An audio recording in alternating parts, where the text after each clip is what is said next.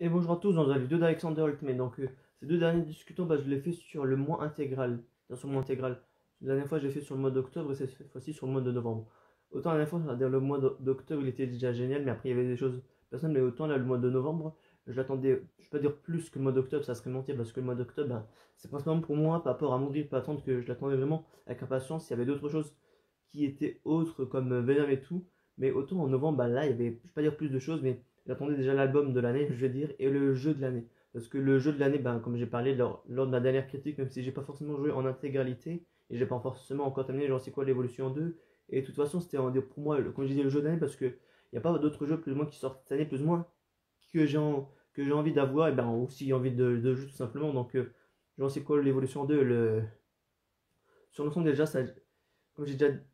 je reviendrai après spécifiquement sur ça, mais vraiment, le jeu, vraiment, il est clairement mieux que le premier sur de nombreux points. Et l'album de l'année, Noël Leroy, la Cavale, que j'ai parlé la dernière fois, mais je vais revenir tout ça en précision, parce que là, le mois de novembre, il a été aussi, on va dire, il était plus important que le mois d'octobre, mais il y avait plus de passion, alors que le mois d'octobre, il y avait de la passion et des moments personnels, et dire des moments heureux, et là, il y a eu un petit truc de mon côté, ou aussi pourquoi aussi j'ai pas fait aussi des vidéos parce que j'ai eu appris une mauvaise nouvelle de mon côté personnel mais que je ne vais pas comme d'habitude évoquer sur YouTube, mais c'est pour ça aussi en partie que ce mois de novembre là il aurait dû avoir les discussions normalement, mais il y a eu une petite baisse, on va dire un petit coup de mou de ma part, mais après de toute façon aussi ça arrive à tout le monde, donc du coup je me sentais pas forcément capable de faire de vidéos. Donc là dans ce bain aussi j'avais aussi dit que je continuais à être régulier sur Instagram, mais après la régularité sur Instagram, je l'avais pendant un certain moment, puis après, même autant qu'Alexander Ultimate ou qu'Alexandre Boudour, que j'utilise déjà moins, mais dire déjà aussi Instagram, donc du coup c'est un davantage un peu plus compliqué, mais il faut vraiment que j'essaye d'être un peu plus régulier parce que j'ai certains sondages que j'ai en tête par rapport au niveau de Marvel, par rapport au niveau de YouTube, par rapport à votre pensée, dire à différentes choses. Je les ai en tête, mais je me dis, je peux le faire, mais je me dis toujours, je ne sais pas pourquoi je les fais pas. Et aussi, il y a pas mal aussi de posts aussi que je suis en retard parce que ça fait un moment que déjà que j'ai ma nouvelle, je veux dire ma nouvelle figurine, que j'ai ma nouvelle armoire en face, que je voulais vous montrer en photo qu'est-ce que ça rend. Après, il y a aussi certains extraits, il y a de tout. Il y a- en fait, il y a tout qui est sur mon téléphone ou dans ma tête, mais qui ne sont pas postés. Il faut vraiment que je pense vraiment à le faire parce que, comme j'ai dit, pendant un moment, j'étais pas trop aux réseaux sociaux. Pendant un instant, je l'étais. Puis après, là, il y a eu cette phase un petit peu de mon côté où je me disais, où je sais plus forcément trop. J'étais entre deux en me disant, est-ce que j'en fais trop, j'en fais pas assez. Et après, il y a eu cette phase de coupure et voilà, maintenant me revoilà. Donc, le mois de novembre, on va dire qu'il a commencé le 2 novembre avec la sortie des Éternels au cinéma. Je n'ai pas vu le jour même de sa sortie, mais je voyais déjà quand dire que le film se faisait lyncher de tous les côtés. Et j'ai l'impression qu'à chaque fois, de toute façon, je sais qu'il ne faut pas se faire aux critiques, mais j'ai l'impression qu'à chaque fois, quand il y a un film qui est mal noté, j'ai l'impression qu'à chaque fois, je l'adore. Pas que j'adore, mais déjà, après aussi, on peut pas forcément avoir tous une critique, on va dire, on peut pas tous avoir la même critique et tout, mais ce que je voyais, une des critiques plus ou moins qui me faisait, je vais pas dire peur, mais que je trouvais un peu ahurissant, c'était que les Éternels étaient du même niveau de Thor 2. Mais moi, j'ai envie de dire, moi, j'ai adoré Thor 2 et dire que le film il compare vers Thor 2 parce que je crois que Thor 2 c'est un des films du MCU qui est pas forcément trop apprécié du grand public alors que moi j'adore de pas dire oui de toute façon j'adore les Thor et ça reste partie de mes films du MCU préférés sans compter Far From Home et tout, mais pour moi c'est moi dans mon top 5 ou moins facile plus ou moins de mes films préférés du MCU, y compris aussi Civil War et tout. Et comme je dis, je voyais plus ou moins je m'en foutais un peu des critiques, mais je voyais principalement celle-ci qui revenait principalement. Et pour moi, pour être franc avec vous, je trouve que vraiment cette année, ils ont fait vraiment du bon boulot, Marvel. Quand j'ai du bon boulot, je veux dire, autant, certes, il y a certaines suites ou certains films ou séries de super-héros que tu attendais, par exemple, le film Black Widow, la série Hawkeye, le Faucon, le Soldat de l'Hiver et Loki, autant ça, c'est des personnes que tu connais de base, mais pour l'introduction de nouveaux personnages qu'ils ont fait avec Shang-Chi et les Éternels, je suis vraiment pas déçu du tout du rendu qu'ils ont fait et tout. Certes, déjà Shang-Chi, t'avais déjà un petit côté où t'avais pas trop l'impression que ça faisait Marvel, même s'il y avait certaines références à Marvel et je trouvais que c'était quand même déjà bien plus ou moins ce qui proposé au niveau de Shang-Chi, mais au niveau des Éternels, là je peux comprendre que. Non, comment je peux dire? Ouais, au niveau des Éternels, moi je trouvais que vraiment que le film il était bien parce qu'au final, autant d'une part, je trouve que ça fait un petit peu un mélange un petit peu entre les Avengers et les Gardiens de la Galaxie. Il y a comme ce côté sérieux par moment et ce côté blagueur parce que Et je trouvais comme les Gardiens de la Galaxie, et c'est pour ça qu'en partie, moi je suis pas trop fan des Gardiens de la Galaxie, c'est que l'humour il est un peu mieux géré, et sur ça, moi j'ai vraiment bien aimé le film. L'intrigue était intéressante de A à Z, et de savoir toutes les révélations au fur et à mesure du film, t'as l'impression que. Ouais, t'as l'impression vraiment, de toute façon, comme tout film Marvel, t'as l'impression de ressentir vraiment les choses, mais je trouve vraiment que.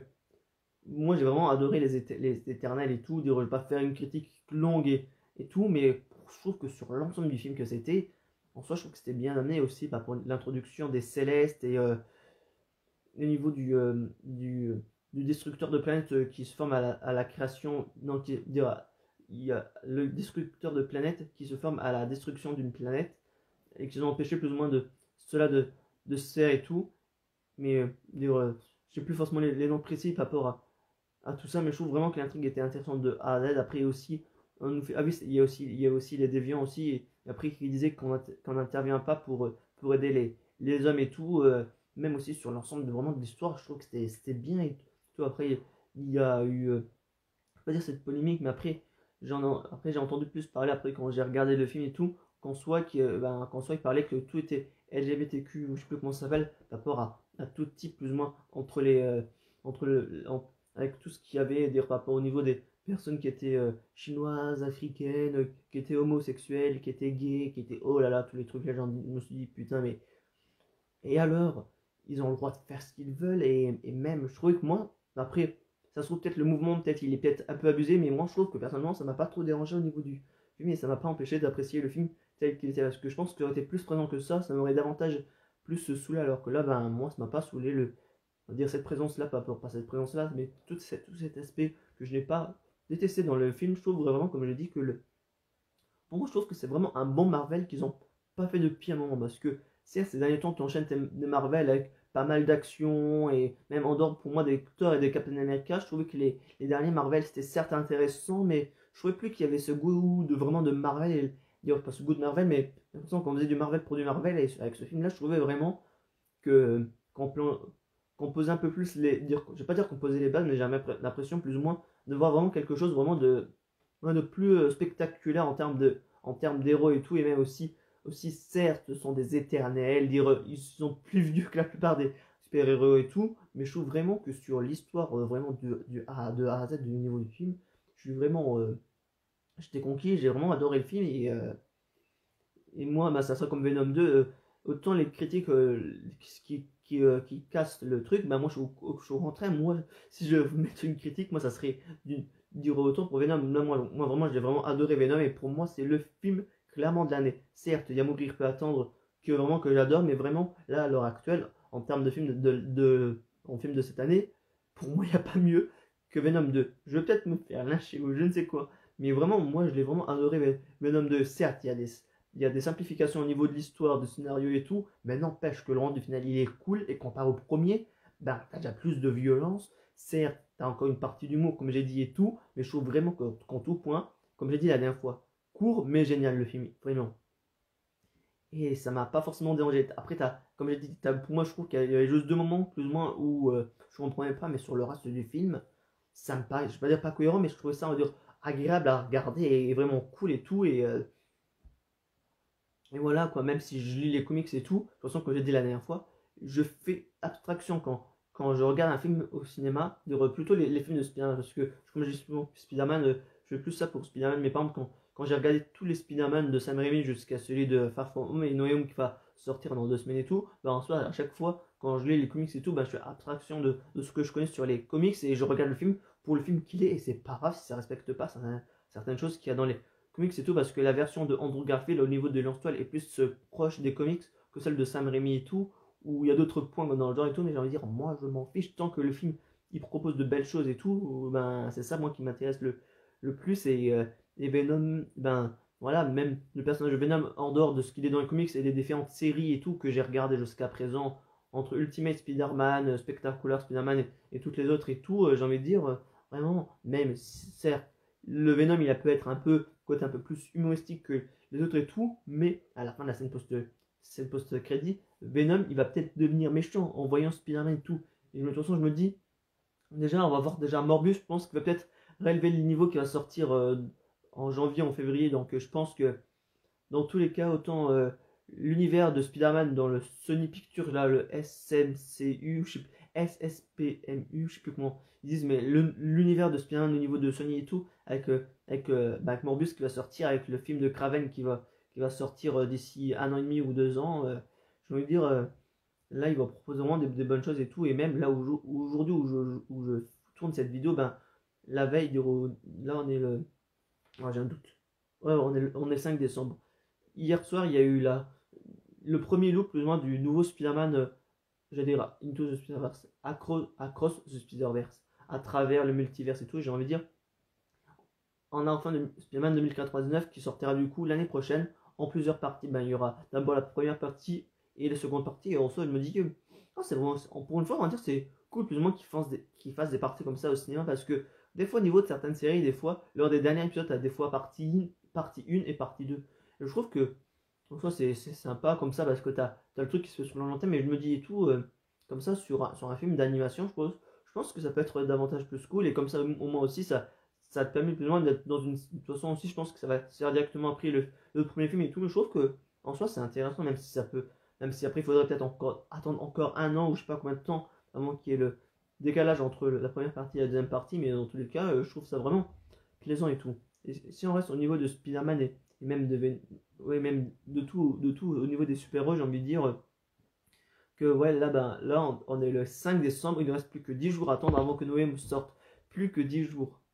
avant de savoir ben, ce qui va se passer dans le film au niveau déjà des potentiels vilains, peut-être un autre peut-être qu'on ne saurait pas parce qu'à l'heure actuelle, en fait, il y a seulement que 4 méchants parce que certes, on a Docteur Octopus, mais ce qui, je pense, qui est sûr et aussi qu'on a vu dans la deuxième bande-annonce, c'est qu'à un moment, ben, Electro combat Docteur Octopus. Non, ben, du coup, on n'a plus que 4 méchants. On a le bouffon vert, on a l'homme sable, le lézard et Electro. Donc du coup, ça nous fait que 4. Certes, il y en a 5 avec le Docteur Octopus, donc du coup, on se retrouvait à du 4 contre 2 avec Spider-Man et Docteur Octopus. Mais je me dis, parce que je pense que, si la dernière fois peut-être j'en ai parlé ou pas, dans la bande-annonce au niveau du Brésil, le lézard se prend un coup de pied. C'est-à-dire se prend un coup dans la figure. Est-ce que c'est le Docteur Octopus? Est-ce que c'est les Spider-Man? Et ça aussi, ça va être la deuxième, on va dire, pas la deuxième théorie, mais la deuxième question qu'on peut se poser. Est-ce qu'il va bien avoir, du coup, les autres Spider-Man? Parce que je pense, je vais pas dire je pense, mais après ce que je me dis à nombreuses reprises, autant pour ce film-là ou pour autre chose, je me dis, on peut pas forcément. Si on croit à quelque chose et que ce n'est pas dans le film, bah on va te dégoûter à mort et j'ai envie de dire, autant d'un côté j'ai envie d'y croire, mais autant d'un autre côté j'ai pas forcément envie d'y croire parce que si j'y crois à fond et qu'ils ne sont pas, bah on va tous être dégoûtés, moi y compris. Et autant de me dire, le film il peut être cool sans forcément qu'ils y soient et tout. Et, et on peut aussi, ce que je me demande là, c'est un peu plus on va dire rationnel et tout, c'est par rapport au niveau de l'importance de Doctor Strange et quelle va être la continuité par rapport au niveau de Doctor Strange 2, parce qu'à à la fin de la bande-annonce, on nous dit qu'ils arrivent et tout, mais il y a un plan, plus ou moins, qui nous fait penser, pas penser, mais qui nous fait penser, qui nous fait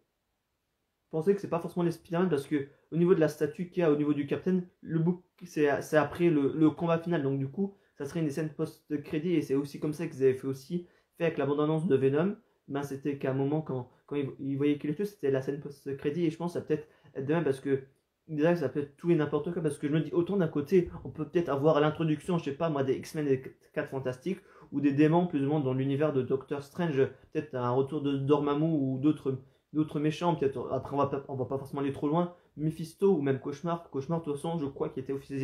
officialisé je crois pour Doctor Strange 2 et tout, dans tous les cas ils arrivent et même, de toute façon ça pourrait pas être les Spider-Man vu que ça serait après le combat final et tout, mais j'ai envie de dire, le Noyaume ça pose comme j'ai dit 3 questions en dehors, pour moi emblématiques déjà. Est-ce qu'il y a déjà tous les méchants qu'on a vu dans la deuxième bande-annonce, est-ce qu'ils vont être tous ou il y en a encore d'autres, et ce que je me dis, vraiment comme j'ai dit, depuis qu'on a vu la première bande-annonce, pourquoi j'ai montré mon tel depuis la première bande-annonce, je me suis dit le truc qui est vraiment stylé, et plus ou moins dans la continuité de The Amazing Spider-Man 2, c'est de voir la fin du combat,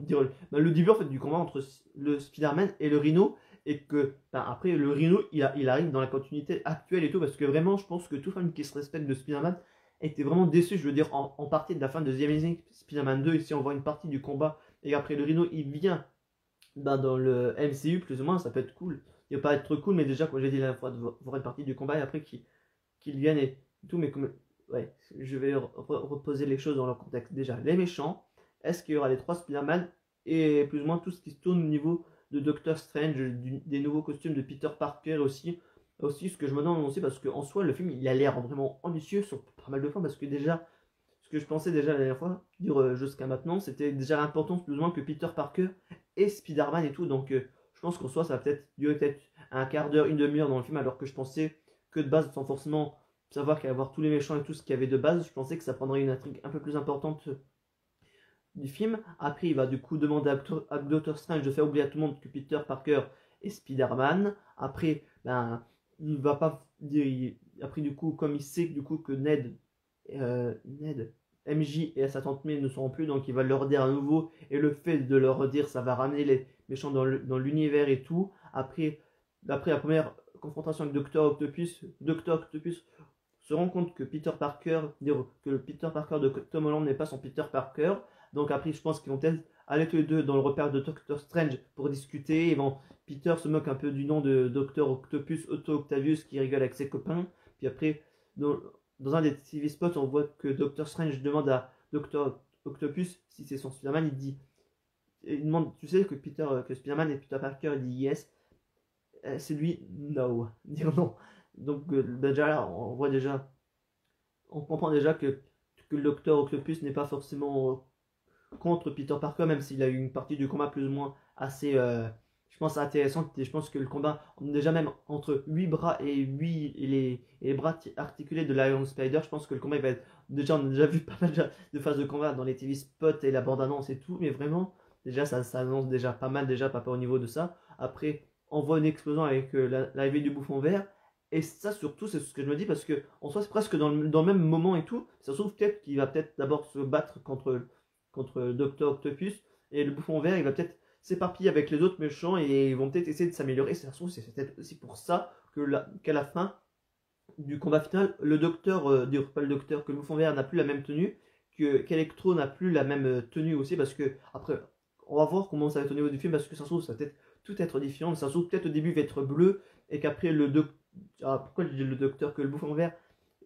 utilise la technologie Stark ou des autres technologies plus ou moins pour améliorer les costumes des persos et tout. Mais après, le cas de certains persos qui ne peuvent pas forcément changer, c'est l'homme sable et le lézard qui sont respectivement, comme dans Spider-Man 3 et The Amazing Spider-Man. Sauf que je me dis, c'est que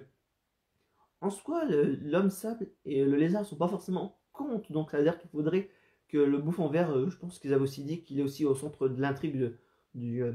du film là aussi, que c'est le méchant principal, même si tous les méchants sont aussi méchants et tout, mais que ça serait plus lui qui serait plus on va dire, le cerveau moteur on va dire, en termes de méchant et tout, et qui pourrait peut-être manipuler peut-être le lézard et l'homme sable pour pouvoir, je vais pas dire les contrôler, mais les faire être contre Spider-Man et tout. Donc, oui, donc non, non, ouais, je m'étais éparpillé, j'avais trouvé plus ou moins un fil conducteur, oui. Après, quand il parle avec Doctor Strange et Peter Parker, ben. Ah, mais c'est vrai qu'il y a aussi une autre phase aussi du niveau de la bande-annonce, qu'aussi quand c'est pas forcément où ça doit être, mais ça doit être après que Peter doit à casser le sortilège et tout, parce qu'on le voit à un moment, Doctor Strange et Peter, au niveau de certains trains qui font des sortes de réalité au niveau des trains, je pense que Spider-Man, avec ce moment où il veut prendre la boîte de réalité, je pense, et qu'après Doctor Strange, il y a peut-être une petite course-poursuite entre eux, puis après quand il dit à ses copains, par rapport au niveau de qu'il est Spider-Man, après à la phase avec Docteur Octopus et tout le reste où j'étais jusqu'à maintenant, et qu'après quand ils sont dans le room, je sais plus comment ça s'appelle, de Doctor Strange, que Peter Parker, et dire que Spider-Man et Docteur Octopus, je vais pas dire font une trêve, mais qui sont collabos plus ou moins pour combattre les autres, et même aussi, le truc c'est que en soi, après, à quel moment intervient plus ou moins au niveau d'Electro, parce que on le voit que son costume noir, Spider-Man, ça se trouve, ça, Docteur Octopus resterait dans l'univers, pas dans l'univers, mais dans la pièce de Doctor Strange, et que Spider-Man s'occupe d'Electro. En fait, je me dis, est-ce qu'il veut faire un méchant par méchant? Et même ce que je me dis, parce que on soit un méchant par méchant, même avec tout ce qu'il y a dans le film et tout, je me dis, à part ce film dure plus de 3 heures et tout, vraiment, là, il faudrait vraiment trouver vraiment beaucoup de temps, plus ou moins, pour que, à l'écran, plus ou moins, pour que chaque perso ait son importance et tout. Et ce que je me dis, comme je l'ai dit, après, comment ça va s'amener à la fin de l'histoire et tout, et aussi à quel moment, s'il y aurait du coup les trois Spider-Man, à quel moment ils seraient là et tout, parce que déjà même quand Doctor Octopus vient, on n'a pas les trois Spider-Man, quand il y a le bouffon vert qui est là, quand on n'a pas on pourrait pas forcément peut-être penser à ce moment-là, peut-être qu'il y a les 3 Spider-Man, ou peut-être, ou au pire, ou au pire, qu'au moment qu'on voit ah, pourquoi est-ce que je dis Docteur Octopus quand je veux dire le Bouffon Vert quand il y a Bouffon Vert, ça se trouve, peut-être il va peut-être dans un coin extérieur avec les autres méchants, et qu'il y a les autres Spider-Man qui sont de l'autre côté et tout, ça se trouve, ça se trouve, il y a peut-être des actions qui se passent de tous les côtés, mais après qu'on nous montre, parce qu'après, si c'est pour faire un petit peu, après je prends référence SDBH, mais c'est pas forcément un bon exemple vu que c'est un anime professionnel et tout, si c'est pour qu'on voit un combat et qu'on voit pas forcément les autres des autres côtés, ça va être un petit peu rageant, un petit peu. Mais après, de toute façon, je pense qu'ils vont pas faire forcément simplement pour montrer l'importance du ou des autres Spider-Man et tout qu'il y a. Donc maintenant, on va continuer par rapport à la suite, parce que là, ça fait un petit moment qu'on a parlé par rapport au niveau de Noé Home et tout. Donc maintenant, on va parler plus ou moins par rapport au niveau du jeu, dire ben, dans la continuité. Donc Jurassic World Evolution 2 est sorti le 8 novembre, j'y ai joué 5 fois. La dernière fois quand je vous ai parlé, je disais qu'il n'y avait pas de décoration, je trouvais dommage et tout. Mais en fait, comme je suis smoke au début, ben, en soi, j'ai pas forcément vu qu'il y avait des décorations, et dans le mode de défi et tout que j'ai fait et tout, ben, j'ai débloqué certaines choses et tout, dont certaines décorations, dans le fossile principalement, parce que je dis le fossile, mais le fossile du Spinosaur, une partie du fossile, le crâne, non, le fossile du crâne du Spinosaur, et donc quand on voit l'ensemble dans Jurassic World, quand le T-Rex le casse avant d'affronter le Rex, et je trouve vraiment qu'en soi c'était vraiment cool. Je vais pas dire c'était vraiment cool, mais vraiment que ça, parce qu'à la fois j'étais dégoûté parce que je me disais, ah, il y a pas ça, mais au final, comme il y a pas mal de choses qui sont nouvelles et qu'il faut débloquer au fur et à mesure du jeu et tout, et comme j'ai pas forcément beaucoup, je vais pas dire beaucoup de temps, mais comme j'ai comme j'ai beaucoup de choses à faire et tout, et même aussi, même si je trouve du temps pour m'enregistrer, bah, c'est du temps que je passe pour éviter de prendre le temps pour d'autres choses. Mais ce que je veux dire, c'est que c'est un peu compliqué pour moi jusqu'à vacances, plus ou moins, de pouvoir trop y jouer comparé à d'habitude. Donc du coup, ben là je joue, mais en fait je vais pas dire sans y jouer, même si j'avance un peu plus, parce que les 3 premières fois que j'ai joué, ben j'avançais pas. Il y avait plein de nouvelles mécaniques et tout qui n'y avait pas dans le premier, parce que dans le premier tu pouvais juste être la vue du dessus, tu pouvais voir directement les dinosaures et tu pouvais injecter les choses, alors que maintenant il faut te repérer dans l'espace par rapport au niveau de la voiture et du logo que tu as au-dessus avec les dinosaures et tout. Mais c'est ça plus ou moins partie moi qui m'énerve un petit peu dans ce deuxième opus, parce que comme j'ai dit, dans le premier c'était bien plus simple, alors que là tu dois plus te déplacer et tout. Je trouve que c'est un peu chiant, mais ça se trouve c'est peut-être que le début, mais on verra ce que ça donne par la suite. Donc du coup, ben, au fur et à mesure des vidéos, je vous donne mes critiques par rapport au fur et à mesure, par rapport au niveau de mon évolution dans Jurassic World Evolution 2 et tout. Et j'ai pas encore forcément encore les espèces aquatiques et tout. Certes, en fait, j'ai pas forcément de nouvelles espèces et tout par rapport à tout ce quand je dis nouvelles espèces par rapport à ce qu'il y avait dans le premier. Donc du coup, j'ai pas encore le lagon avec le mosasaure et les autres. Et j'ai pas forcément encore les voilières. Et même dans le premier, j'ai vu un DLC avec les voilières et tout, mais de toute façon que je m'étais pas forcément acheté et tout. Et dans tous les cas, on va dire tout ce qui est nouvelle espèce, j'ai pas forcément vu, mais pas peur à ce qu'il y a déjà à l'heure actuelle. Déjà, je suis déjà content. Déjà, aussi, tu peux aussi customiser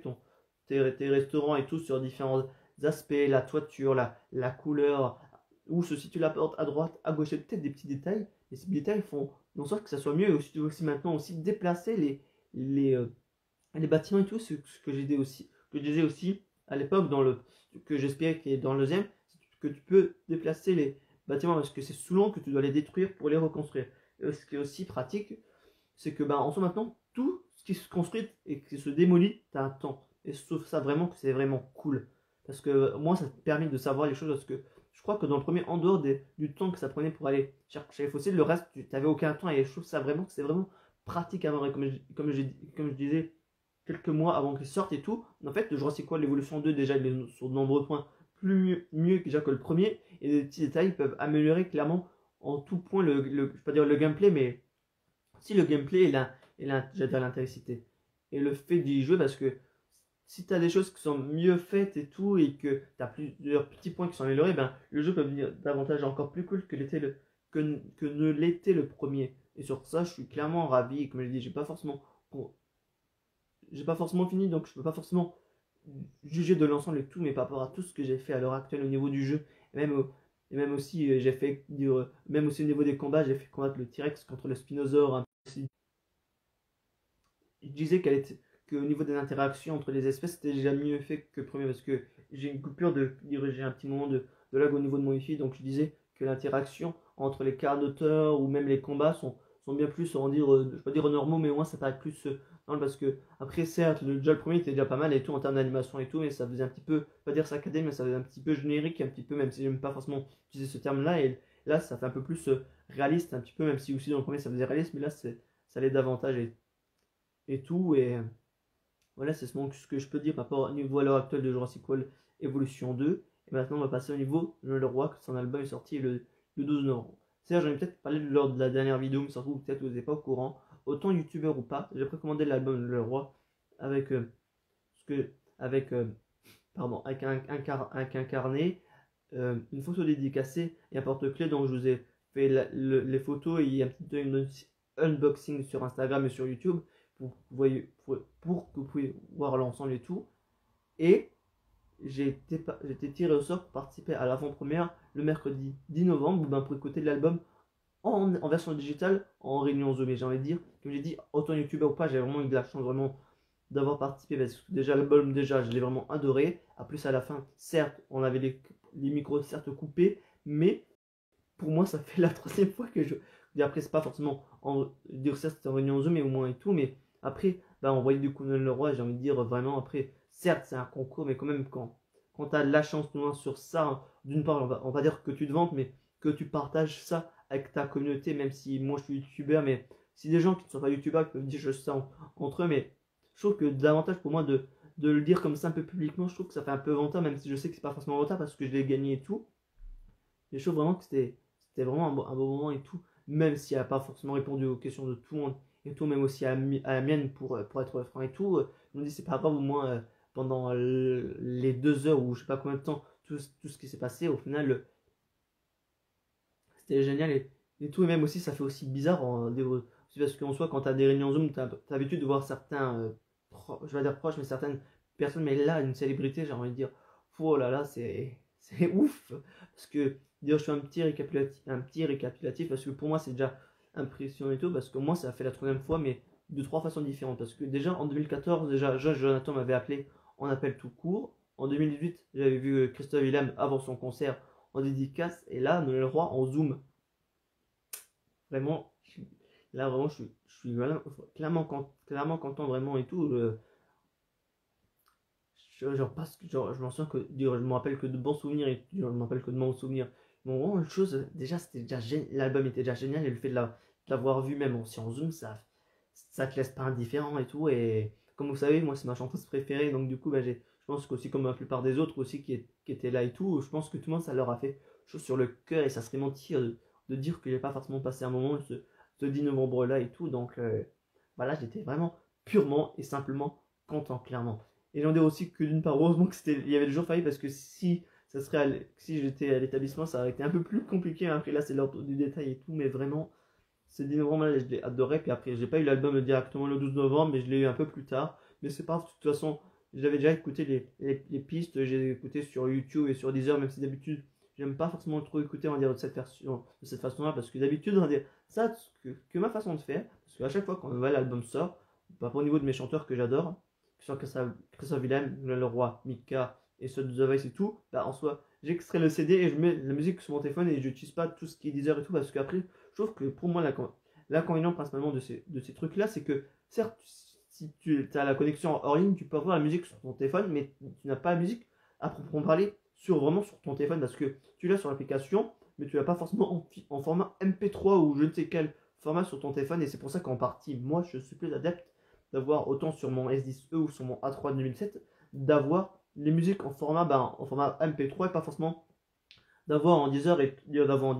d'avoir uniquement que sur l'application. Et c'est pour ça qu'en partie, je suis un petit peu de cette génération, de dire un petit peu old school, à préférer plus ou moins un petit peu encore les CD. Quand je dis old school, après, les CD fonctionnent encore, loin de dire ça, mais c'est pour cette praticité là que je préfère les CD. Et aussi, c'est comme j'ai dit, au niveau des chanteurs que j'adore, je trouve que c'est mieux plus ou moins de voir leur CD et tout. Et même si non, j'ai pas forcément dit, mais après, le truc que je suis pas forcément trop fan au niveau de l'album, certes, les chansons sont belles, elles sont rock, pop et de toutes les coutumes et tout. Et autant de la fiche de l'album, j'ai vraiment un peu du mal. Autant j'aime, ça allait encore, même si on voyait pas trop, mais autant. Après, ça reste qu'elle à dire qu'elle décide de faire ce qu'elle veut et tout. Et je suis pas forcément trop fan de l'affiche du CD et tout, mais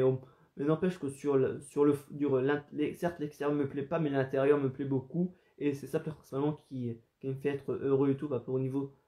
de ça. Puis après, le 20 novembre, il y a eu le dernier chapitre de Dragon Ball Super qui est sorti. Et comme j'avais dit, pas comme j'avais dit, mais ce que je pensais être dans la continuité, je pensais qu'on allait nous faire un petit peu de la continuité avec du passé présent. Mais au final, on nous a pas montré, on va dire, que je suis un peu déçu, le combat entre Gas et Bardock. Parce que certes, on nous montre maintenant du coup que Gas a une nouvelle forme parce il y a le vœu que les Elec, que les Hitters ont fait. Et je crois que c'est plutôt Elec qui était au centre de faire ce vœu-là. Et il dit là, je pense que techniquement, comme Granola dit, fais-moi l'être le plus puissant de l'univers. Et donc c'était ça aussi, qu'on pouvait se dire aussi peut-être qu'il était aussi susceptible parce qu'il a demandé juste un instant T, par exemple, si sa puissance est 2000 par exemple, et que Goku le dépasse, on va dire à 1000, bah du coup, Goku est le plus puissant de l'univers, et donc du coup, ça se trouve, ils ont peut-être fait le souhait de demander d'être le plus puissant de l'univers à tout jamais, vraiment d'être le plus puissant tout le temps, dire pas tout le temps, mais ouais, ce que je veux dire, qu'il n'y a pas forcément quelqu'un qui peut le dépasser en termes de puissance et tout. Après, non, c'est pas forcément parce qu'on dit que qu'en partie que le vœu il est en partie le même, mais que là, qu'en soit qu'il n'y a pas la possibilité, on va dire, de le vaincre et tout. Et après, comme j'ai dit aussi la dernière fois, ben, là, de toute façon, on voyait que du coup, Jack de Granola, déjà aussi, commence aussi à savoir la vérité par rapport à ça, donc il commence à un peu avoir moins de rancœur envers LSN, donc du coup, l'intervention de Broly au fur et à mesure de cet arc-là, je pense, je vais dire pas diminuer, après on peut un peu y croire et tout, mais maintenant un petit peu moins. Mais il y a toujours Freezer, toujours qui est, toujours on dire pas dans les parages, mais on parle beaucoup de Freezer entre les trois derniers chapitres qu'il y a eu, donc je pense qu'à un moment, peut-être Freezer va intervenir, et je pense que c'est le plus probable parce que depuis le début, on nous parle des Saiyans et de Freezer. On a eu presque tous les. Non, bah, on a eu Goku et Vegeta, on n'a pas encore eu Freezer. On nous a parlé de Bardock et tout. On va peut-être nous parler de Freezer, peut-être avec du passé et du présent, comme ils ont fait depuis une continuité. Et j'espère que dans le prochain chapitre, quand Vegeta donne aussi le Senzu qu'il a à Granola et tout, en lui disant que c'est lui à défaire, à battre Gas et tout, de ce que je me dis là, j'y pense ça, en fait, cette vidéo, mais en fait, en soi, j'ai pas forcément pensé jusqu'à présent. Je me dis par exemple, si Granola il vainc Gas et tout, je me dis ce qui peut être aussi intéressant, c'est aussi de faire un flashback entre la victoire de Granola à l'heure actuelle contre Gas et la victoire d'antan de Bardock contre Gas. Deux défaites, on va dire plus ou moins, contre Gas, mais pas par les mêmes personnages et tout, je trouve, qu'on soit aussi, bon, partie, ça peut être aussi, je vais pas dire ça peut être aussi, mais ça peut être intéressant parce que je trouve vraiment ce qu'ils avaient fait lors des derniers chapitres à faire du flashback et avec du rapprochement du scénario actuel, je trouve vraiment que c'était vraiment bien fait et surtout aussi, je pense on aime tous en partie Bardock et tout, ben en soi, ce qu'ils ont fait dans les précédents chapitres, vraiment c'était intéressant de savoir l'origine de Bardock, de savoir, pas au niveau de Granola, de Mona et tout le reste, et aussi en partie par rapport à Goku qui ne savait pas forcément que Bardock est son père, que Vegeta le lui apprend et tout, mais je me dis là, vraiment, l'arc là, vraiment, Granola est vraiment, il est vraiment au point de la pointe. Certes, il n'est pas aussi, je ne vais pas dire méchant, il n'est pas aussi sombre que celui de Trunks, de l'arc Trunks et tout. Je trouve qu'en termes d'écriture, de scénario, de révélation, je trouve qu'il est clairement bien plus. Je trouve que pour moi, c'est le meilleur arc qu'il y a eu. Certes, il n'y a pas forcément de végétaux comme qui est mon personnage préféré, mais je pense, dire pas je pense, mais en termes d'écriture d'arc et tout, je trouve que c'est le mieux fait à l'heure actuelle. Certes aussi, après, je laisse que Dragon Ball Super en manga que depuis la fin depuis que le tournoi de pouvoir est fini, donc au final, j'ai seulement que l'arc Moro et l'arc Granola, là en version numérique, et je m'achète aussi de mon côté personnel aussi les premiers les chapitres les chapitres Dragon Ball Super avec l'arc Trunks et tout, mais moi je trouve vraiment que l'arc Granola il est cool vraiment sur tout point, et même là aussi avec l'Ultra Ego qui a eu Vegeta et tout, sur tout point, vraiment, je pense que vraiment là, Dragon Ball Super, là avec l'arc Granola, je sais pas dire, ils se mettent bien, mais vraiment, je trouve vraiment qu'autant dans l'arc Moro, je sais pas dire où on foutait, il y avait quand même certains chapitres qui étaient quand même bons et tout, mais vraiment là, je suis vraiment content, pas pour au niveau de vraiment ce qu'ils en font et tout. Certes, comme j'ai dit, j'ai adoré, j'ai bien aimé l'arc Moro et tout, mais vraiment là, en termes de ressenti par rapport à ce que j'ai au niveau du chapitre, c'est déjà largement bien plus important de ce que je peux dire par rapport au niveau des chapitres de l'arc Granola. Certes, certes, on est peut-être encore au début, ou peut-être à la moitié, je sais pas forcément à combien on est, mais par rapport à tout ce qu'ils ont fait par rapport au niveau de l'arc Moro et tout, je suis clairement plus L'arc là, je suis davantage, je vais pas dire davantage plus touché, mais l'arc là, il est, pour moi, je trouve qu'il est clairement meilleur. En fait, sur le scénario de l'écriture, vraiment, t'as bien plus de choses qui te sont expliquées et tout, et je trouve qu'en soi, comparé au précédent chapitre et arc et tout, je trouve vraiment qu'il est vraiment génial cet arc là, et c'est pour ça qu'on s'y en parle. Si je répète depuis un moment que cet arc là aussi, cet arc là est sympa et tout. Et après là, si on veut rester dans Dragon Ball Super et tout, ben, en soi, par rapport au niveau du film, ben, on n'a pas de nouveautés. On sait du coup que, avec le précédent trailer, que Yami c'est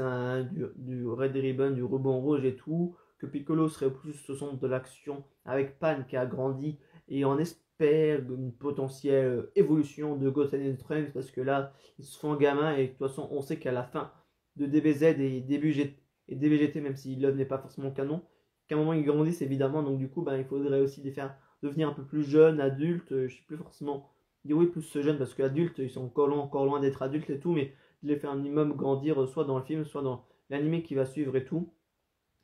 Et en soi, ben là, par rapport au niveau de Dragon Ball, je pense que j'en ai fini. Comme j'ai déjà dit la dernière fois, le dernier épisode de SDBH, en partie, il était vrai, il était cool parce qu'on dit oh non, j'en ai pas forcément. Si, j'en ai parlé, il était sorti le 24 octobre, le jour où il y a aussi la finale de The Voice et tout. Et comme j'ai dit, en soi, l'épisode était vraiment cool, on a du combat entre Broly et Kamba.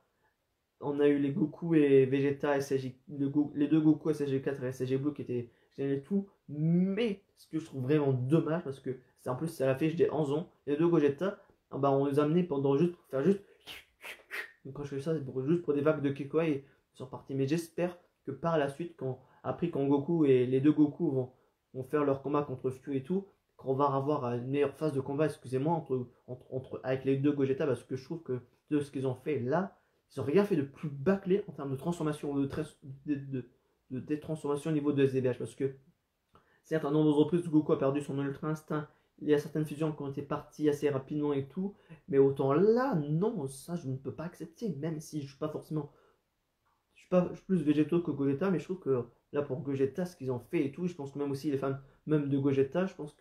qu'ils ont peut-être pas forcément apprécié le dernier épisode. Et là, on n'a pas encore de date précise pour le prochain épisode et tout, mais voilà. Et là, au niveau de Dokkan Battle, il n'y a rien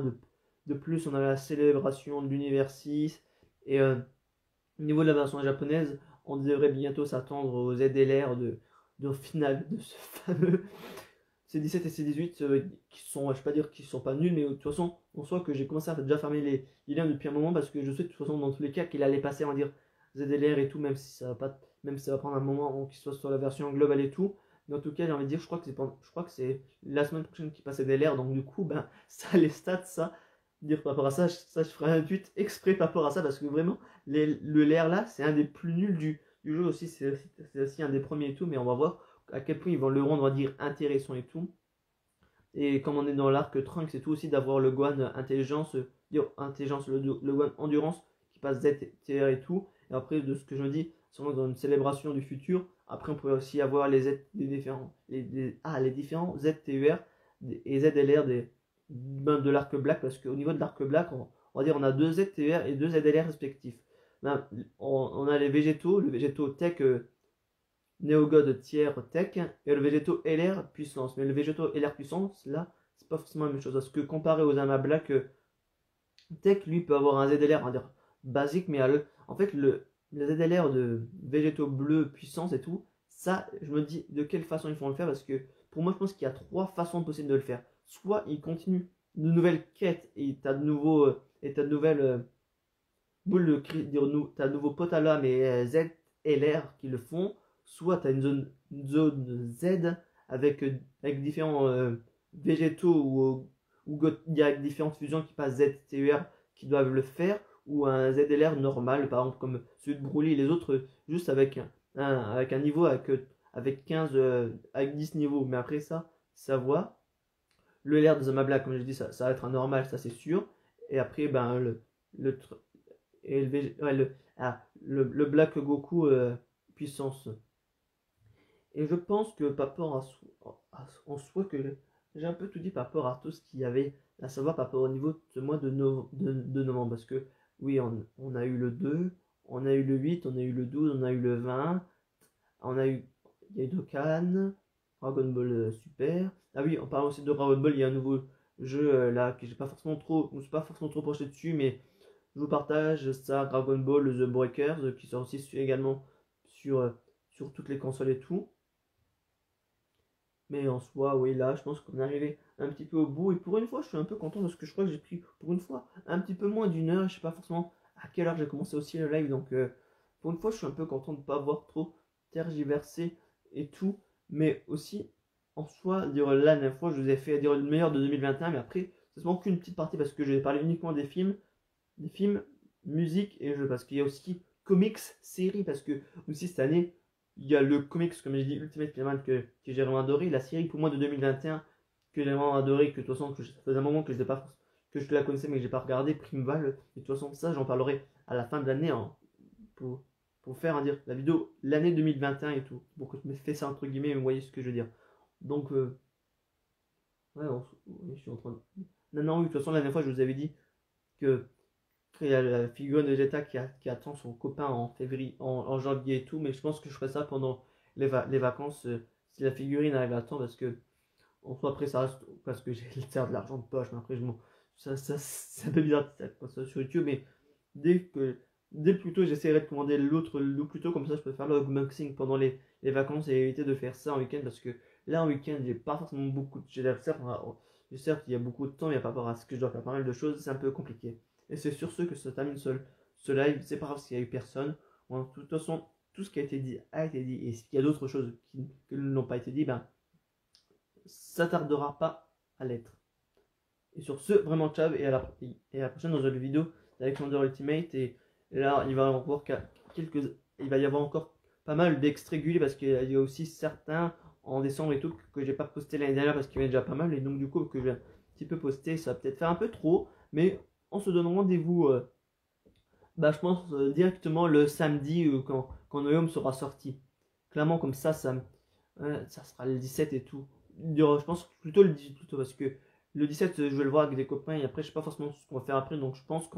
maintenant, je vais peut-être rester sur une base on va dire, du dimanche. Mais il faut aussi que je me fixe un horaire aussi pour que ça soit plus pratique pour moi de mon côté personnel et aussi pour vous comme ça. Parce que là, je vous ai même pas prévenu en story et tout. Mais voilà, au moins maintenant, c'est fait. Et comme je dis toujours, ce qui est fait n'est plus à faire. Et voilà. De toute façon, la relation, elle doit de mon côté, mais pas forcément, je ne vais pas dire du vôtre, mais voilà. On s'est compris, vraiment, ciao.